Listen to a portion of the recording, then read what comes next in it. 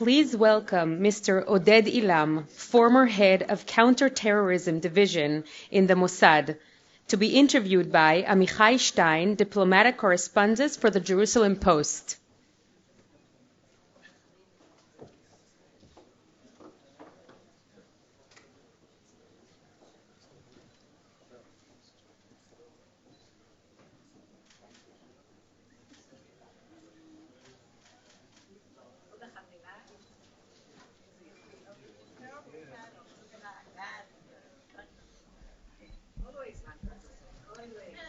Okay, thank you very much, Mr. Oded Ailam.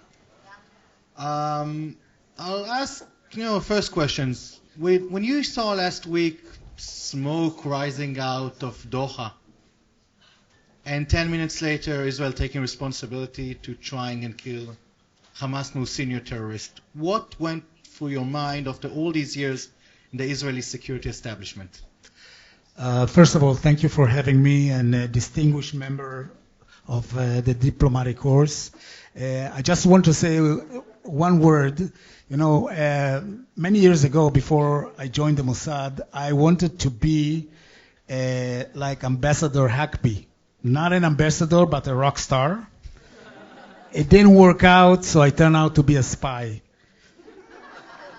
Now, relating to your question, first of all, I think what Israel had been trying to do is turn the page and start a completely new ball game in the region, which means there is no more immunity to anyone who hosts terrorists. It's done. And the fact is that since 2012, when the Hamas was expelled from Syria, they found refuge in Doha. And it's not just refuge, but it's a full support by the Qatari regime. We are talking about $1.8 billion so far since 2012, and I'm not just talking about the financial support of Hamas. I'm talking also about the media support, especially Al Jazeera. Let's not forget all those horrific scenes when the hostages were released were orchestrated, they were featured, and even directed by Al Jazeera. And Al Jazeera is the right hand of the Qatari regime. So in that sense, Israel was trying to portray that we are not in that game anymore. The outcome is a bit different. So we'll ask you about the outcome, but before that I will ask you, how do you see Qatar's role in the Middle East in recent years?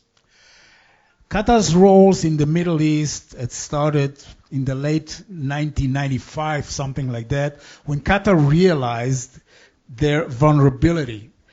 They possess the world's biggest natural gas resources, about 77 million cubic meters per year. It's going to be even more than that. Huge, immense amount of wealth, of course the media, and of course they're buying politicians, they're buying institutions in Europe. The Empire State Building belongs to the Qatari, and I'm talking about also about 30% of the major buildings in London are owned by Qatar. And so in order to protect this sort of investment, they found the trick. And the trick is, let's be the middleman. Let's be the one who on one hand support terrorist organizations, and it's not just Hamas.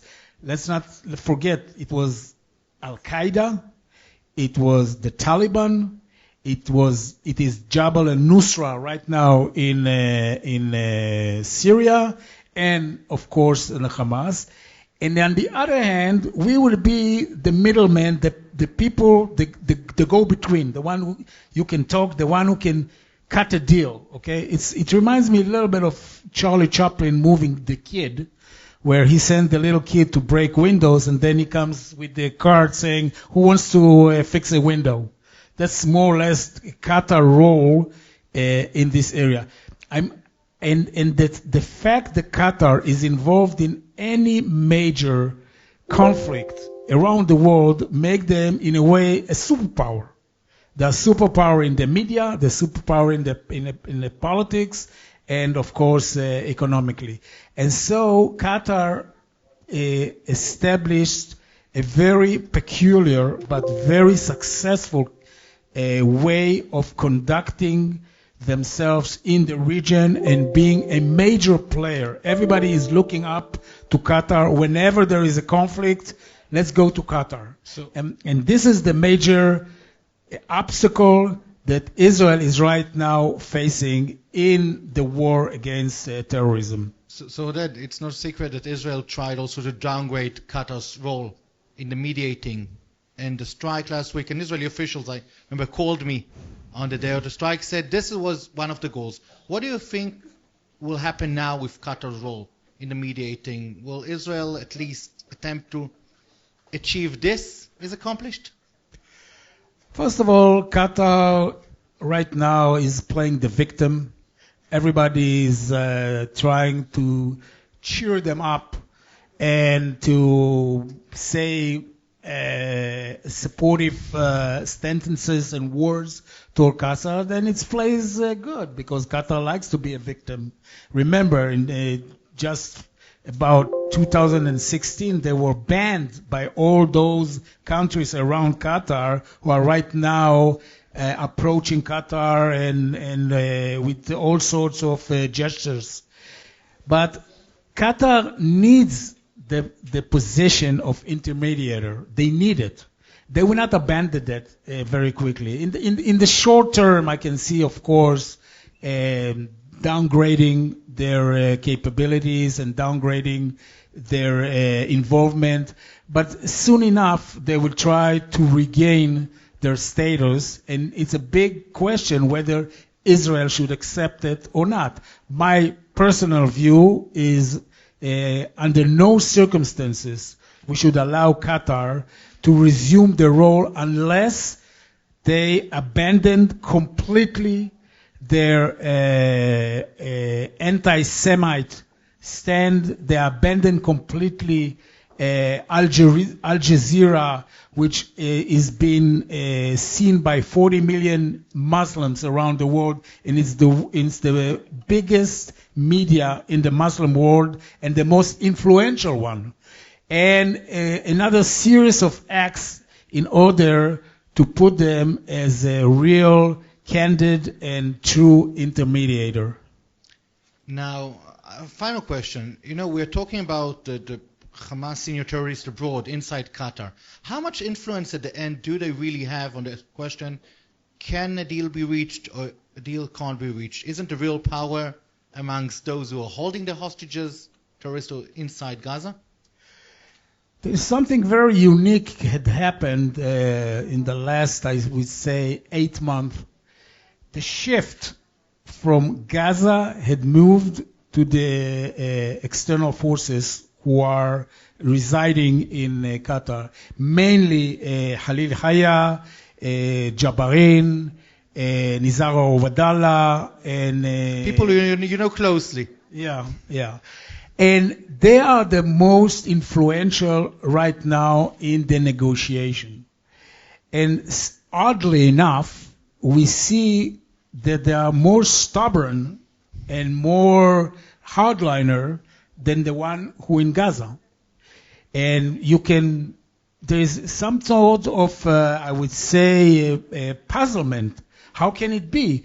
They are the most influential one. They are living in Qatar. Qatar is an intermediator that should have some sort of a positive effect on the people in the negotiation table, and it's on the contrary, which give me some sort of suspicion that Qatar itself is involved in this hardline stand that we can see in the negotiation. By the way, until now, not even once the Qatari had blamed the Hamas for the failure of the negotiation. The American did, the Qatari didn't.